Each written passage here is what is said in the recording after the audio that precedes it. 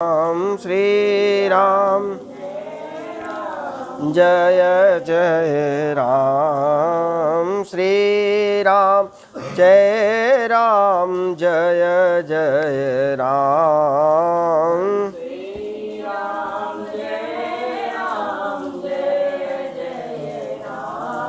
ओम श्री राम जय राम जय जय राम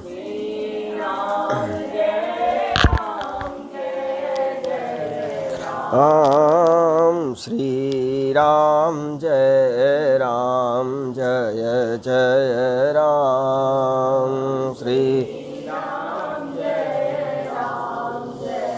जय राम मंगल भवन अमंगल हारी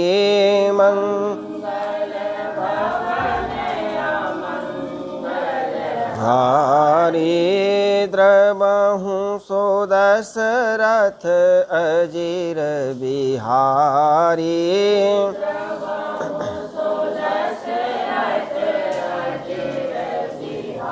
हरि महावीर बिन बहु हनुमाना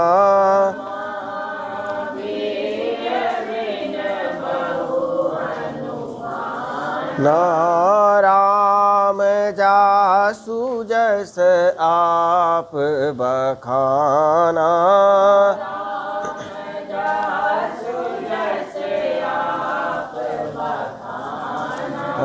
श्री राम जय जय राम श्री राम जय जय राम जय सिया राम जय जय सिया राम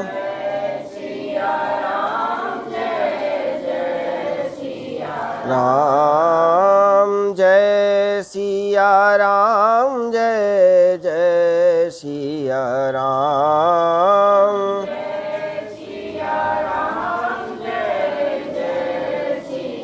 राम श्री राम जय जय राम हम जय राम राम श्री राम जय जय राम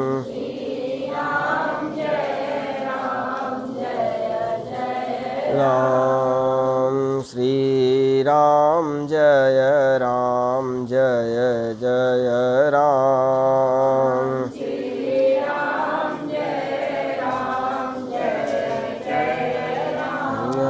बोलिए सियावर रामचंद्र भगवान की। अनंत कोटि ब्रह्मांड नायक परमपिता परमेश्वर भगवान श्री सीताराम जी के चरणों में साष्टांग दंडवत प्रणाम करते हुए अनंत बलवंत हनुमान जी महाराज के चरणों में मार्कंडेश्वर भगवान श्याम सदाशिव के चरणों में साष्टांग दंडवत प्रणीत करते हुए श्री सद्गुरुदेव भगवान को सादर नमन करते हुए यहाँ पर उपस्थित सभी श्रद्धालु गणों को सिया राम में सब जग जानी करो प्रणाम जोरी जुग पानी।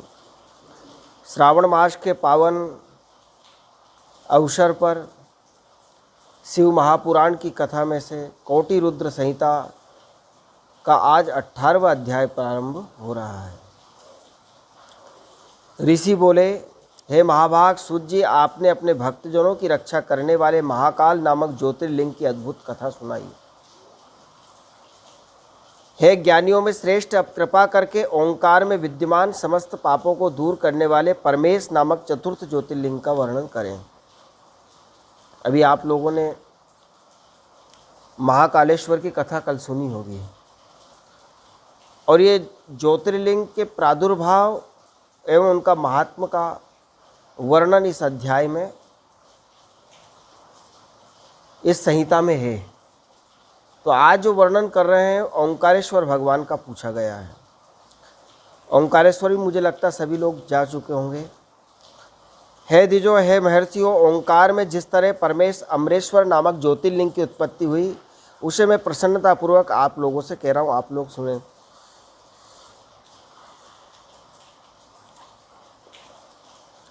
किसी समय महाभक्ति संपन्न भगवान नारद मुनि ने गोकर्णेश्वर नामक शिव के समीप जाकर बड़े भक्ति भाव से उनकी सेवा की।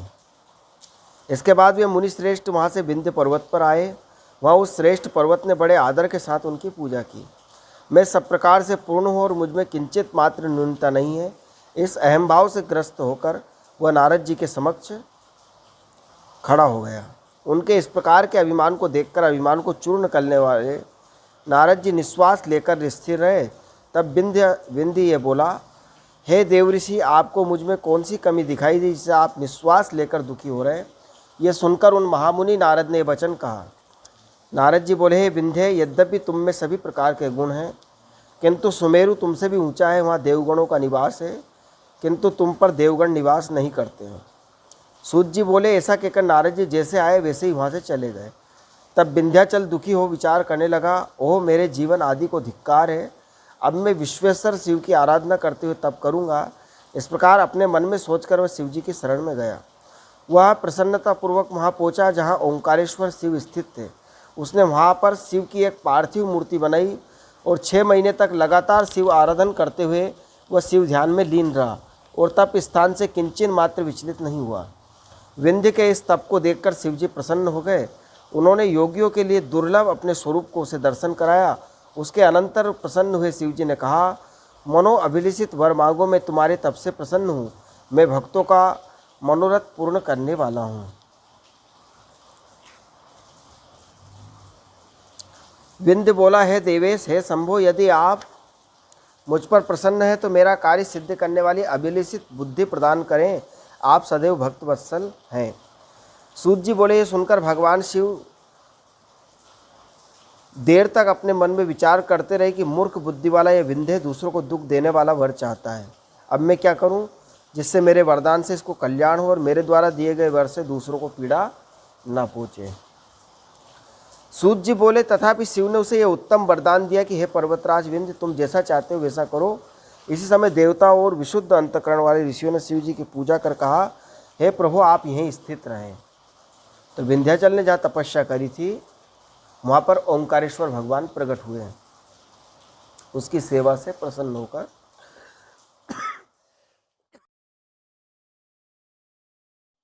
देवगणों का यह वचन सुनकर हर्षित हुए।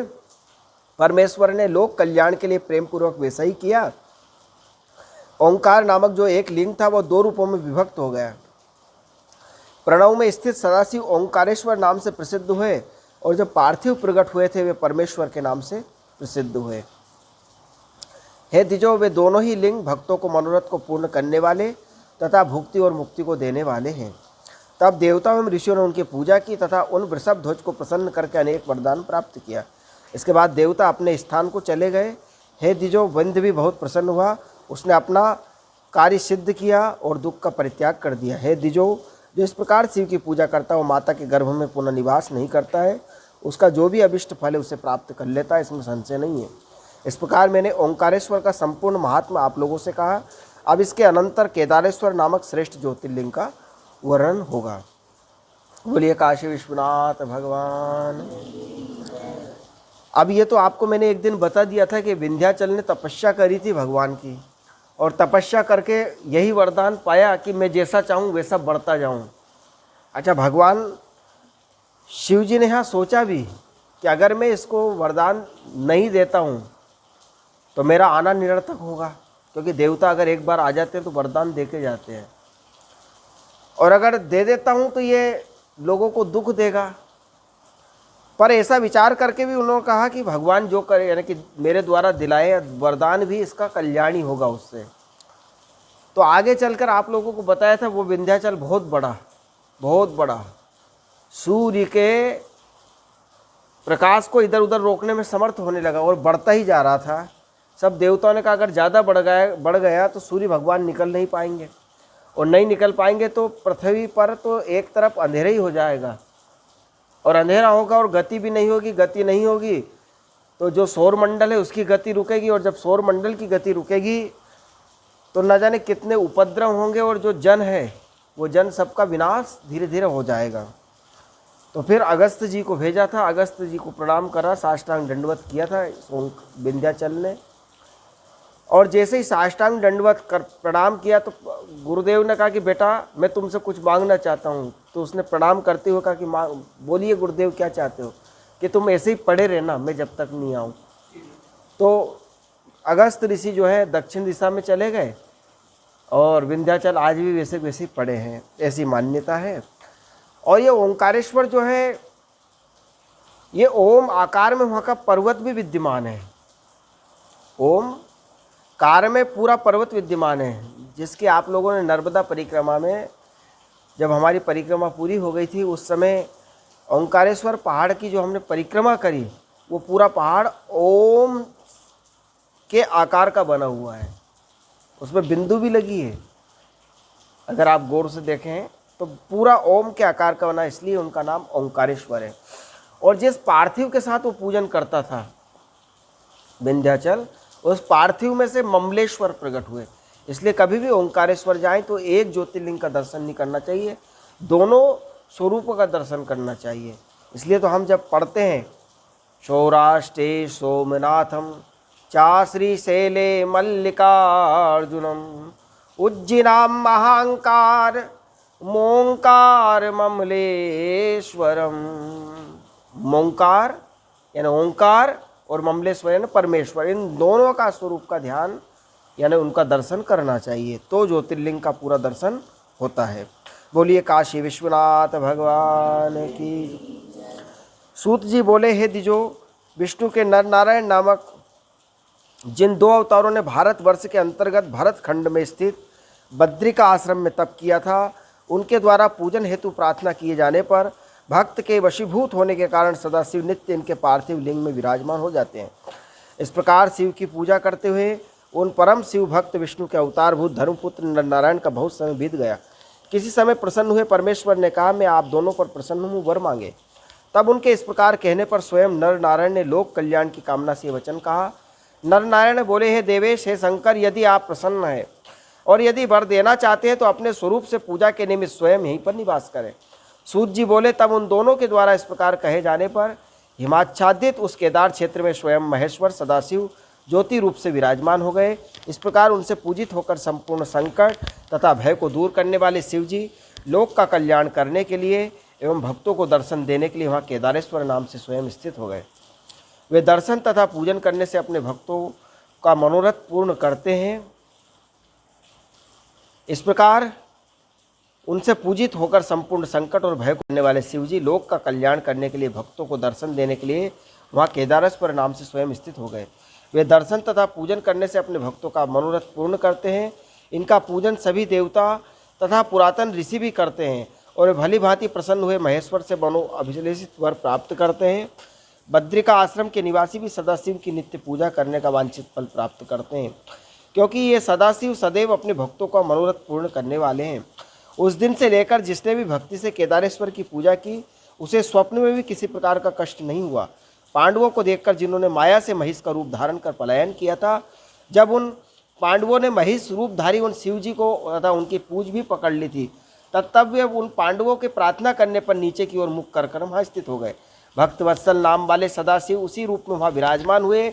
उस रूप का सिरोभाग नेपाल में प्रकट हुआ। उसके बाद शिवजी ने उन्हें पांडवों को पूजन करने की आज्ञा प्रदान की। तब उनके द्वारा पूजित होकर शिवजी उन्हें अनेक वरदान दिए और स्वयं वहीं स्थित हो गए। पांडव भी उनकी पूजा कर प्रसन्न होकर सभी मनोवांछित फल प्राप्त करके समस्त दुखों से मुक्त होकर वहाँ से चले गए।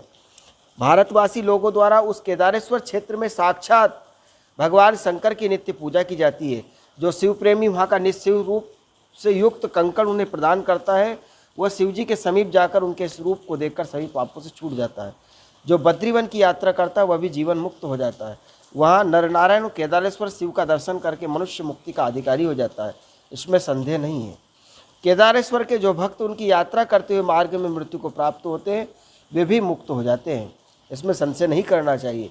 वहाँ जाकर प्रसन्नता से युक्त होकर केदारेश्वर का पूजन कर तथा वहाँ का जल पीकर मनुष्य पुनर्जन्म नहीं पाता है। हे ब्राह्मणों, इस भरतखंड में सभी प्राणियों को नर नारायण तथा केदारेश्वर की भक्तिपूर्वक पूजा करनी चाहिए। वे इस भूखंड के स्वामी हैं और विशेष करके सबके स्वामी हैं। केदार नामक शंभु सभी प्रकार की कामनाओं को पूर्ण करने वाले हैं, इसमें संदेह नहीं है। हे महर्षियों, आप लोगों ने जो बात पूछी थी वह सब मैंने कह दिया और इसे सुनने से सारे पाप दूर हो जाते हैं, इसमें संशय नहीं है। केदारनाथ तो मुझे लगता है कि कोई गया हो आप लोगों में से। केदारनाथ ज्योतिर्लिंग के बारे में नर नारायण के द्वारा ही ये प्रकट हुए हैं, ऐसा यहाँ पर बताया गया है। और उन्हीं के सानिध्य में इनको यानी बद्री का आश्रम उन्हीं के बगल पास में ही है। तो बद्रीनाथ धाम भी है और केदारनाथ धाम भी है, पर इस पूरे क्षेत्र को केदार खंड बोला जाता है। जो वहाँ पे है केदार खंड बोला जाता है। और भगवान उन नर नारायण के कहने से वहाँ पर विराजमान हो गए। पर इनका इतनी महिमा है कि जब पांडवों ने युद्ध किया, इसमें लिखा है कि पांडवों को देखकर जिन्होंने माया से महिष का रूप धारण करके पलायन किया था, तो पांडवों ने जब युद्ध किया और युद्ध होने के बाद उनको किसी ने कहा कि तुमने युद्ध तो किया है पर तुमने अपने गुरु का भी वध किया है। भाई, गुरु को भी तुम लोगों ने मारा है, अपने पितामह को भी मारा है, अपने भाई बंधुओं को भी मारा है, और इन सबको मारने के कारण तुम्हें हत्या लग गई है। और ये हत्या जब तक तुम्हारे जीवन में रहेगी, जब तक तुम्हें वास्तविक सुख और आनंद की शांति की प्राप्ति नहीं हो पाएगी। तो इन्होंने कहा कि इस हत्या को दूर कौन करेगा। भगवान कृष्ण के पास गए ये लोग। भगवान कृष्ण से कहा, महाराज हमारे को तो ये बताया गया। भगवान ने कहा, भाई मारोगे तो हत्या तो लगेगी। उन्होंने कहा, आपने कहा और हत्या लग गई। उन्होंने कहा, संसार की प्रकृति का नियम तो सबको लगता है। तो कि महाराज अब आप बताओ इससे बचेंगे कैसे। तो कि इससे तो भगवान शिव ही बचा सकते हैं तुम्हें। कृष्ण भगवान ने कहा, इससे तो तुम्हें शिव बचाएंगे तो हम जाएं कहाँ। तो उन्होंने कहा, आप एक काम करो, केदारनाथ जाओ और केदारनाथ में जाकर केदारेश्वर की से प्रार्थना करो, उनके पूजन करो। अगर वो कृपा कर देंगे तो तुम्हें सारी हत्याओं का दोष जो लगा हुआ है वो दोष हट जाएगा तुम्हारे ऊपर से। अब जब इन लोगों ने ऐसा कृष्ण भगवान के द्वारा सुना तो केदारेश्वर के लिए यात्रा कर दी। अब केदारनाथ में जाकर देखा तो भगवान शिव जो है अंतर्धान हो गए, मिले नहीं इनको, बड़े परेशान हुए। फिर भगवान कृष्ण से पूछा तो उन्होंने कहा कि जो वहाँ पर एक भैंस का रूप धारण है वो भैंसे के रूप में है भगवान शंकर। तो फिर उनको पहचाने कैसे, यहाँ तो बहुत सारे भैंसे हैं। तो कि भीम को कहो कि वो दो पहाड़ों के बीच में ऐसा खड़ा हो जाए और उनके बीच में से सारे भैंस निकाले, सारे भैंसों को बीच में से निकाले।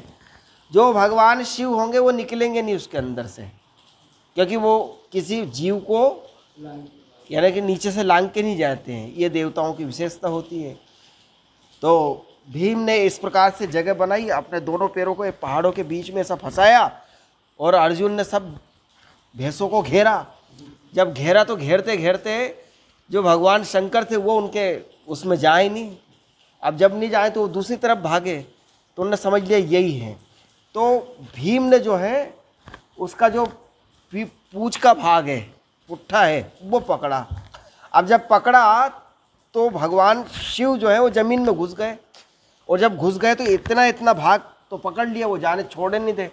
तो शंकर जी ने दो टुकड़े कर लिए अपने, एक टुकड़ा अलग कर लिया, एक टुकड़ा अलग कर लिया, एक टुकड़ा ज़मीन में चला गया। अब उन्होंने कहा कि ये तो हत्या से बचने आए थे और इसमें एक और हत्या कर दी हमने। तो वो जो मुंह था उनका, वो मुंह नेपाल में पशुपतिनाथ के रूप में निकला, इसलिए उनको पशुपति, पशु का मुंह होने के कारण उनका जो मुंह निकला वो पशुपतिनाथ हो गया। इसलिए कभी भी नेपाल जाएं तो काठमांडू में जाकर पशुपतिनाथ का दर्शन होता है। और फिर उन्होंने कहा ये तो बड़ा दुख मनाया उनने, ये तो हम तो हत्या से बचने आए थे और यहाँ पे तो एक भैंसे की हत्या, और भगवान शंकर इन्हीं को बताया था, तो इनको भी हमने यानी कि एक तरह से दुख दिया, तो बहुत दुखी हुए। तो भगवान शिव ने कहा कि दुखी मत हो, ये मेरे ही कुछ लीला थी। तो यहाँ पर जो ये पुट्ठे का तुमने भाग पकड़ा है, ये केदारेश्वर के रूप में होगा। तो फिर जब से वहाँ घी चढ़ता है, आज भी भगवान केदारनाथ को घी चढ़ाया जाता है खूब अच्छे से, जितना घी चढ़ाते हैं अच्छा मानते हैं। और वो घी बताते थोड़ी देर में वो भगवान केदारनाथ पी लेते हैं उसको। और उधर पशुपतिनाथ हुए। तो इस प्रकार से केदार कि वहाँ केदारनाथ पर जाकर लिखा है महिमा में, वहाँ जाकर कोई दर्शन कर लेता है तो वो सारे पापों से उसका छुटकारा हो जाता है। बोलिए काशी विश्वनाथ भगवान की जय। सूत जी बोले, हे महर्षि, अब मैं भीम शंकर के महात्म को कह रहा हूँ, जिसके सुनने मात्र से मनुष्य सभी प्रकार के अभिष्ट को प्राप्त कर लेता है। कामरूप नामक देश में लोकहित की कामना से साक्षात कल्याण एवं सुख के भाजन शिव जी स्वयं प्रकट हुए हैं।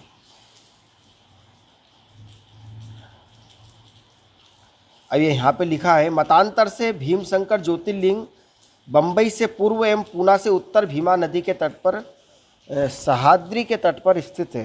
यहीं से भीमा नदी निकलती है, ऐसी जनश्रुति है। भगवान शंकर ने जब त्रिपुरासुर का वध किया था तो उन्होंने यहीं विश्राम किया था। उस समय भीमक नामक एक सूर्यवंशी राजा है तपस्या करता था, और राजा की तपस्या से प्रसन्न होकर भगवान शिव ने उन्हें दर्शन दिया। उसकी प्रार्थना पर वे वहाँ दिव्य ज्योतिर्लिंग के रूप में स्थित होकर भीम शंकर के नाम से प्रसिद्ध हुए। मराठी शिवलीलामृत, गुरुचरित्र, स्तोत्र, रत्नाकर आदि ग्रंथों में इस ज्योतिर्लिंग की महिमा का गान किया गया है। गंगाधर, रामदास, श्रीधर स्वामी, ज्ञानेश्वर आदि संत महात्माओं ने इसी ज्योतिर्लिंग की महिमा का वर्णन किया है। वर्तमान में इसी ज्योतिर्लिंग को अधिक प्रसिद्धि है, परंतु कुछ लोग उत्तराखंड के नैनीताल के जिले में उज्जैनक नामक स्थान पर स्थित भगवान शिव के विशाल मंदिर को भीम शंकर ज्योतिर्लिंग कहते हैं। किंतु शिव पुराण के अनुसार भीम शंकर ज्योतिर्लिंग असम प्रांत के कामरूप जिले में ब्रह्मपुर पहाड़ी पर गुवाहाटी के पास अवस्थित है। ऐसे बहुत सारे ज्योतिर्लिंग जो है वो वहाँ के लोगों की मान्यता कि ये यहाँ पर स्थित है, ये यहाँ पर स्थित है। अब जैसे हमने जो दर्शन किया है परली वैद्यनाथ, हम जब परली वैद्यनाथ भगवान शिव का दर्शन करें तो वहाँ के सब लोगों की मान्यता थी कि ये ज्योतिर्लिंग है।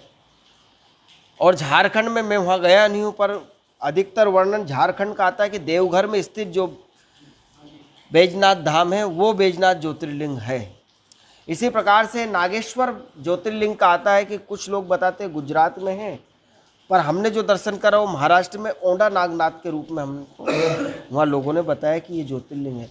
ऐसे ही बैजनाथ जो है, वैद्यनाथ जो है, ये तो ये बताया एक वैद्यनाथ जो है हरियाणा में, हिमाचल प्रदेश में भी है। तो जैसे जैसे ये, क्योंकि कल्प कल्प प्रति प्रभु अवतरहीं, चारु चरित नाना विधि करहीं, हर कल्प में भगवान के कुछ लीलाएं होती हैं और कुछ लीलाएं कुछ अलग हो जाती हैं। तो इसी प्रकार से ऐसी लीला मानकर उन सभी शिव जी का दर्शन हम लोगों को करने का प्रयास करना चाहिए। हे मुनीश्वरों, लोक कल्याण करने वाले शंकर जी ने यहाँ जिस लिए अवतार लिया उसे आप लोग आदरपूर्वक सुने। मैं कह रहा हूँ, हे ब्राह्मणों, पूर्व समय में सभी प्राणियों को सदा दुख देने वाला एवं धर्म को नष्ट करने वाला भीम नाम का एक बड़ा बलवान राक्षस हुआ था। महाबलवान वह कुंभकर्ण के द्वारा कर्कटी नामक राक्षसी से उत्पन्न हुआ था और अपनी माता के साथ सही पर्वत पर निवास करता था।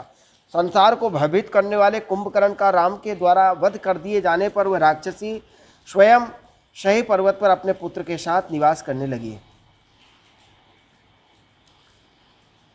हे द्विजो, सारे प्राणियों को दुख देने वाले प्रचंड पराक्रमी उस भीम ने बाल्यावस्था में किसी समय अपनी माता कर्कटी से पूछा था, हे माता, मेरे पिता कौन हैं और वे कहाँ रहते हैं और तुम अकेली यहाँ क्यों रहती हो? मैं सब जानना चाहता हूँ और तुम इस समय ठीक ठीक बताओ।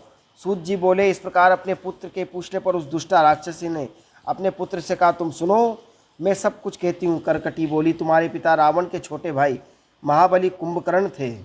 तुम्हारे पिता रावण के छोटे भाई महाबली कुंभकर्ण थे, जिन्होंने राम ने उनके भाई रावण सहित मार डाला। हेतात पूर्व काल में किस समय वो बलवान राक्षस कुंभकर्ण यहाँ आया और उसने मेरे साथ बलपूर्वक सहवास किया। उसके बाद वह महाबली कुंभकर्ण मुझे यहीं पर छोड़कर लंकापुरी चला गया। मैंने वह लंका नहीं देखी, अतः मैं यहीं निवास करती हूँ। मेरे पिता का नाम कर्कट है तथा मेरी माता पुष्कसी कही गई है। मेरा पति विराट था, जिसे राम ने पहले ही मार दिया था। अपने प्रिय पति के मारे जाने पर मैं अपने माता पिता के साथ यहाँ निवास करने लगी। मेरे माता पिता को सुतीक्षण ऋषि ने भस्म कर दिया था और वे मर गए। इसका कारण यह था कि वे दोनों उनको खाने के लिए गए थे। तब परम तपस्वी महात्मा अगस्त शिष्य सुतीक्षण ने क्रोधित होकर उन्हें भस्म कर दिया था। इस प्रकार मैं दुखी होकर बिना किसी सहायक एवं आश्रय के पहले से ही अकेले इस पर्वत पर निवास करने लगी। इस अवसर पर रावण के छोटे भाई राक्षस कुंभकर्ण ने यहाँ आकर मेरे साथ सहवास किया और मुझे छोड़कर चला गया। हे पुत्र, उसके बाद महाबली एवं पराक्रमी तुम उत्पन्न हुए। अब मैं तुम्हारा सहारा लेकर समय बिता रही हूँ। सूत जी बोले, माता के इस वचन को सुनकर महाबली पराक्रमी भीम कुपित हो उठा। विचार करने लगा कि अब मैं हरि के प्रति क्या करूं। इस रामचंद्र ने मेरे पिता और नाना का वध किया और इसी ने विराट का भी वध किया। इस प्रकार इसने बहुत अधिक दुख दिया है। यदि मैं कुंभकर्ण का पुत्र हूं तो हरि को अवश्य पीड़ा पहुंचाऊंगा। ऐसा विचार करके भीम महान तप करने के लिए चल पड़ा। उसने ब्रह्मा को उद्देश्य करके मन से उनका ध्यान करते हुए 1000 वर्ष तक महान तप किया। वह राक्षस पुत्र भीम सूर्य की ओर दृष्टि लगाए हुए दोनों हाथ ऊपर उठाकर एक पैर पर स्थित रहा। इस प्रकार तप में निरत उस राक्षस को सिर से अत्यंत भयानक तेज उत्पन्न हुआ। तब उस तेज से जलते हुए देवता ब्रह्मा जी की शरण में गए। इंद्र सहित उन देवताओं ने ब्रह्मा जी को प्रणाम करके अनेक प्रकार के स्तोत्रों से भक्तिपूर्वक उनकी स्तुति की। उसके अनंतर वे ब्रह्मा जी से अपना दुख कहने लगे।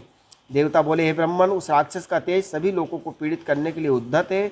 अतः हे विधे, वह दुष्ट जो मांगता उसे वर दीजिए, नहीं तो आज हम सबके प्रचंड तेज से दग्ध होकर नष्ट हो जाएंगे। इसलिए उसकी प्रार्थना अवश्य स्वीकार कीजिए। सूत जी बोले, उनका ये वचन सुनकर लोक पितामह ब्रह्मा जी उसको वर देने के लिए चले गए और उन्होंने ये वचन कहा। ब्रह्मा जी बोले, हे राक्षस, मैं प्रसन्न हूँ, तुम्हारे मन में जो भी हो और वर मांगो। ब्रह्मा जी का वचन सुनकर उस राक्षस ने कहा, हे देवताओं के स्वामी कमलासन पर ब्रह्मा जी, यदि आप मुझ पर प्रसन्न हो तो मुझे वर देना चाहते तो मुझे अप्रीतम बल दीजिए। सूत जी बोले, ऐसा कहकर उस राक्षस ने ब्रह्मा जी को प्रणाम किया और ब्रह्मा जी भी उसे वर देकर अपने धाम को चले गए। तब ब्रह्मदेव से अतुल बल का वरदान प्राप्त कर उसे गर्वयुक्त राक्षस भीम ने शीघ्र ही घर माता को प्रणाम करके कहा, हे माता, अब मेरे बल को देखना, मैं इंद्र आदि सभी देवता, विष्णु और उनके सहायकों का घोर विनाश करूंगा। इस प्रकार कहकर प्रचंड पराक्रम वाले उस भीम ने सर्वप्रथम इंद्र आदि देवताओं को जीता, उन्हें अपने अपने स्थान से हटाकर बाहर निकाल दिया। इसके बाद सहायता हेतु देवताओं के द्वारा प्रार्थित विष्णु को भी उस दैत्य ने जीत लिया। तदंतर उसने प्रसन्नतापूर्वक पृथ्वी को जीतने का उपक्रम किया। वह पहले कामरूप के स्वामी सुदीक्षण को जीतने गया। वहाँ राजा के साथ उसका भयंकर युद्ध हुआ। असुर भीम ने ब्रह्मा के वरदान के प्रभाव से उस महावीर तथा शिव भक्त महाराजा को युद्ध में जीत लिया। तब उस महाभयंकर पराक्रम वाले भीम ने प्रभावशाली कामरूपेश्वर को जीत कर बांध लिया और क्लेश देने लगा। हे द्विजो, उस दुष्ट भीम ने उस शिवभक्त राजा का सामग्री सहित राज्य एवं सर्वस्व छीन लिया। उसने उस धर्मात्मा शिवभक्त धर्मप्रिय राजा को बेड़ियों से बांध दिया और एकांत में बंद कर दिया। तब वहाँ उसने अपने कल्याण की इच्छा से उत्तम पार्थिव लिंग बनाकर शिव जी का भजन करना आरंभ किया और उसने अनेक प्रकार से गंगा जी की उस समय स्तुति की। मानसिक स्नान आदि कर्म करके उस नव श्रेष्ठ पार्थिव विधान से शिव का पूजन किया। जिस प्रकार ध्यान विहित है वैसा ही ध्यान विधिपूर्वक करके प्रणाम, स्तोत्र पाठ, मुद्रा, आसन आदि के साथ सब कुछ करते उसने प्रसन्नतापूर्वक शिव जी की उपासना की। वह प्रणव के सहित पंचाक्षरी विद्या का जप करता था। उस समय उसे अन्य कार्य करने के लिए कोई अवकाश न था। राजा को अत्यंत प्रिय उसकी पतिव्रता पत्नी, जिसका नाम दक्षिणा था, प्रेम पूर्वक सविधि पार्थिव पूजन किया करती थी। इस प्रकार उन दोनों पति पत्नी ने शिव आराधन में तत्पर भक्तों का कल्याण करने से शंकर की तन्मयता से सेवा की। वरदान के अभिमान से मोहित उस राक्षस ने संपूर्ण यज्ञ कर्मादि धर्मों का लोप कर दिया। सब कुछ मुझे ही समर्पण करो, इस प्रकार का प्रचार करने लगा। हे महर्षियों, उसने दुष्ट राक्षसों को बहुत बड़ी अपनी सेना लेकर सारी पृथ्वी को अपने वश में कर ली और शक्ति संपन्न होकर वेद धर्म, शास्त्र धर्म, स्मृति धर्म एवं पुराण धर्म को लोप कर स्वयं व सबका भोग करने लगा। हे द्विजो, उसने इंद्र सहित समस्त देवताओं ऋषियों को पीड़ा पहुंचाई और उन्हें अत्यंत दुखित करके उनके स्थानों से निकाल दिया। तब व्याकुल हुए इंद्र सहित देवता तथा ऋषि ब्रह्मा और विष्णु को आगे कर शंकर जी की शरण में गए। उन लोगों ने महाकोशी नदी के उत्तम तट पर लोक का कल्याण करने वाले शंकर की अनेक स्तोत्रों से स्तुति कर उन्हें प्रसन्न किया और पार्थिव मूर्ति बनाकर विधिपूर्वक उनकी पूजा करके क्रम से उनके अनेक प्रकार के स्तोत्र, नमस्कार आदि से उन्हें प्रसन्न किया। इस प्रकार देवगणों की स्तुति आदि से स्तुत हुए शिव जी अत्यंत प्रसन्न होकर उन देवताओं से ये कहा। शिव जी बोले, हे विष्णु, हे ब्रह्मण, हे समस्त देवताओं, ऋषियों में प्रसन्न हूँ, आप लोग वर मांगे, मैं आप लोगों को कौन सा कार्य करूँ। सूत जी बोले, हे द्विजो, तब उन शिव जी के द्वारा यह वचन कहे जाने पर देवता लोग हाथ जोड़कर भली भांति प्रणाम कर कर शिव जी से कहने लगे। देवता बोले, हे देवेश, आप सबके मन में स्थित सारी बातें जानते हैं, आप अंतर्यामी हैं, अतः कोई भी बात आपसे छिपी नहीं है नाथ, फिर भी सुने। हम लोग आपकी आज्ञा से अपना दुख निवेदन करते हैं। हे महादेव, आप अपनी कृपा दृष्टि से हमें देखें। कुंभकर्ण से उत्पन्न करकटी का बलवान पुत्र राक्षस भीम ब्रह्मा के द्वारा दिए गए वरदान से उन्मत्त होकर देवताओं को निरंतर पीड़ा पहुंचा रहा है। हे महेश्वर, आप दुख देने वाले उस भीम नामक राक्षस का वध करें, कृपा करें। हे प्रभु, इसमें विलंब ना करें। सूत जी बोले, इस प्रकार सभी देवताओं द्वारा कहे जाने पर भक्त वत्सल शिव जी मैं उसका वध करूंगा। ऐसा कहकर पुनः देवताओं से कहने लगे, हे देवताओं, राजा काम रूपेश्वर मेरा उत्तम भक्त है, आप लोग उससे ये कहिए, तब कार्य शीघ्र पूरा होगा। शंकर जी ने तुमसे कहा कि सुदीक्षण है महाराज, हे काम रूपेश्वर, है प्रभु, तुम मेरे विशेष रूप से भक्त हो, प्रेम पूर्वक मेरा भजन करते रहो। मैं ब्रह्मा से प्राप्त वर से शक्तिमान तथा तुम्हारा तिरस्कार करने वाले भीम नामक दुष्ट राक्षस का वध करूंगा, इसमें संशय नहीं है। इसके बाद सभी देवता ने हर्षित हो वहाँ जाकर शिव जी से जो कहा वह सब उस राजा महाराजा से कह दिया। उससे ये कहकर वे शीघ्र देवताओं उससे कि वे सभी देवताओं महर्षि परम आनंदित हुए, शीघ्र ही अपने अपने आश्रम को चले गए। बोलिए काशी विश्वनाथ भगवान की। सूत जी बोले, शिव जी भी अपने गणों को साथ लेकर राजा के कल्याण की कामना से आदरपूर्वक वहाँ गए, उसकी रक्षा के लिए गुप्त रूप से स्थित हो गए। इसी अवसर पर काम रूपेश्वर वहाँ पार्थिव लिंग के आगे गहन ध्यान आरंभ कर दिया। तभी किसी ने जाकर राक्षस से कह दिया, वह राजा आपके निमित्त कुछ अभिचार कर्म कर रहा है। सूत जी बोले, ये सुनकर राक्षस कुपित हो उठा, उसे मारने की इच्छा से हाथ में तलवार लेकर राजा के समीप गया।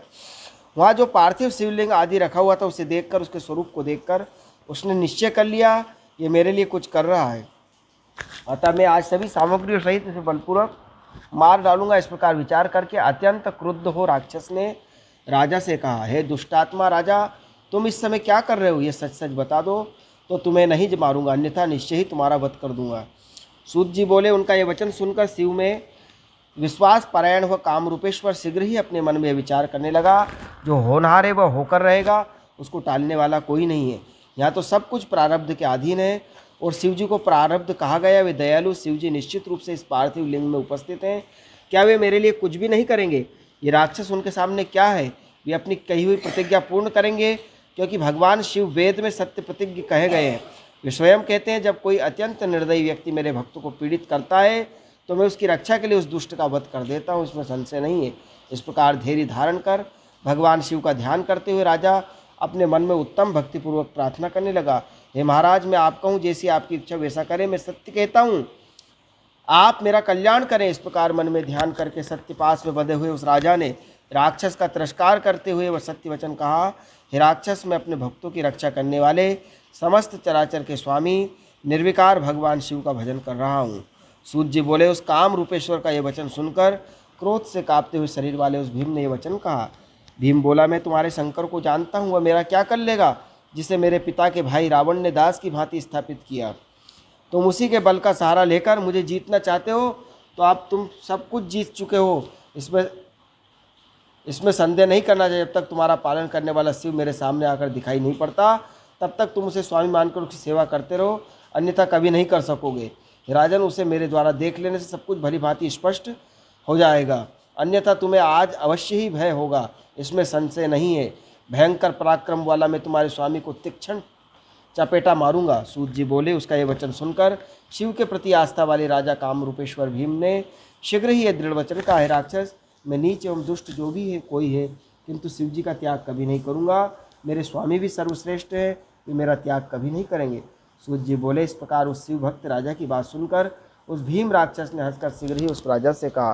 भीम बोला, मत तो होकर वह नित्य भीख मांगता रहता है, उसे तो अपने स्वरूप का भी ज्ञान नहीं है, भक्तों की रक्षा करने में योगियों की क्या निष्ठा होगी। ऐसा विचार कर तुम सब प्रकार से उससे दूर रहो, तुम्हारा वह स्वामी परस्पर युद्ध करेंगे। सूत जी बोले, उसके पास इस प्रकार कहे जाने पर शिव भक्त तथा दृढ़ व्रत वाले उस श्रेष्ठ राजा ने निडर होकर सदा जगत को दुख देने वाले भीम से कहा। राजा बोला, हे दुष्टात्मा राक्षस, सुनो, मैं ऐसा कभी नहीं कर सकता हूँ, तुम जो विकर्म करते हो उससे तुम समर्थ कहाँ से हुए।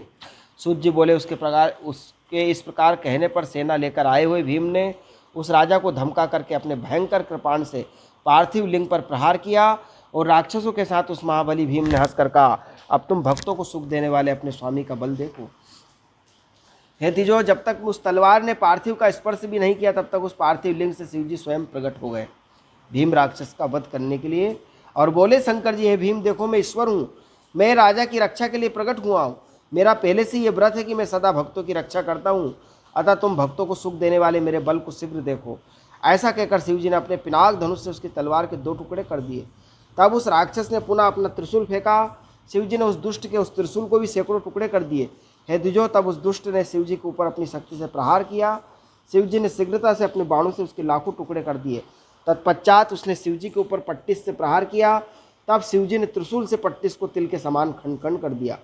उसके बाद शिव के गणों तथा राक्षसों के बीच घोर युद्ध होने लगा, जो देखने वालों को भय उत्पन्न करने वाला था।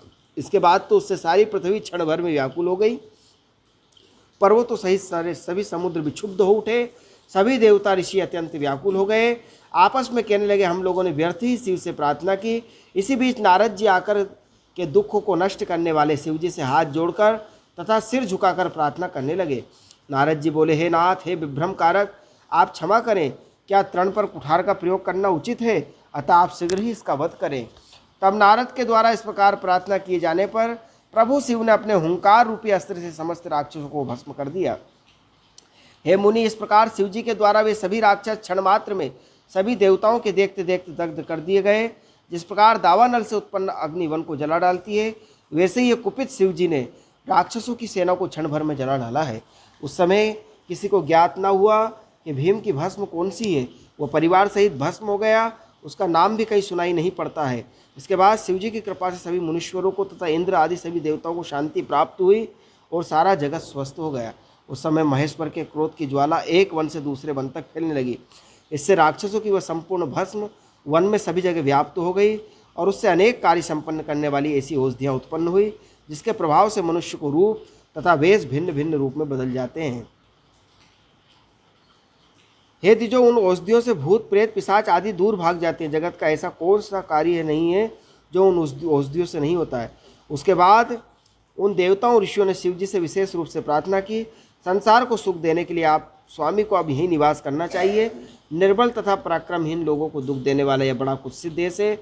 आपके दर्शन से उन लोगों का कल्याण होगा। आप भीमशंकर नाम से प्रसिद्ध होंगे, सब कुछ सिद्ध करेंगे। सभी आपत्तियों को दूर करने वाला यह लिंग सदा पूज्य होगा। सूत जी बोले, इस प्रकार प्रार्थना किए जाने पर लोक का हित करने वाले स्वतंत्र तथा भक्तवत्सल शिव जी प्रेम पूर्वक वहीं पर स्थित हो गए। बोलिए काशी विश्वनाथ भगवान। बोलिए सियावर रामचंद्र भगवान। आज यहीं वाणी को विराम करेंगे। आइए भगवान नाम संकीर्तन करते हैं। श्री राम जय राम जय जय राम, श्री राम जय जय राम, श्री राम जय जय राम,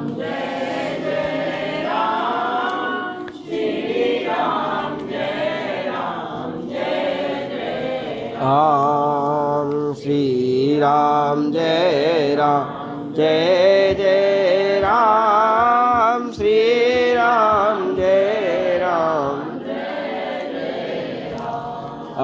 श्री राम जय जय राम, श्री राम जय राम,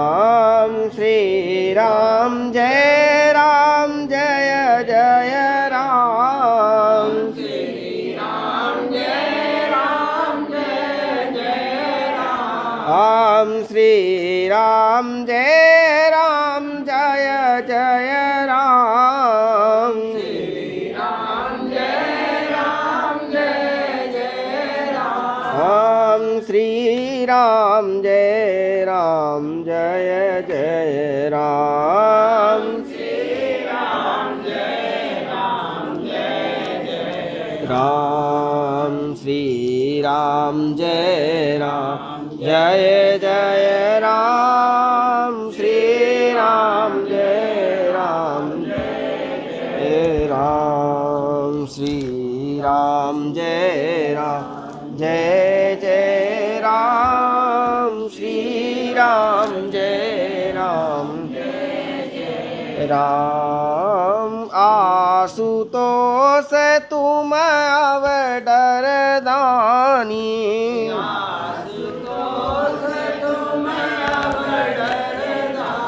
हे आरती हराहु दीन जन जानी,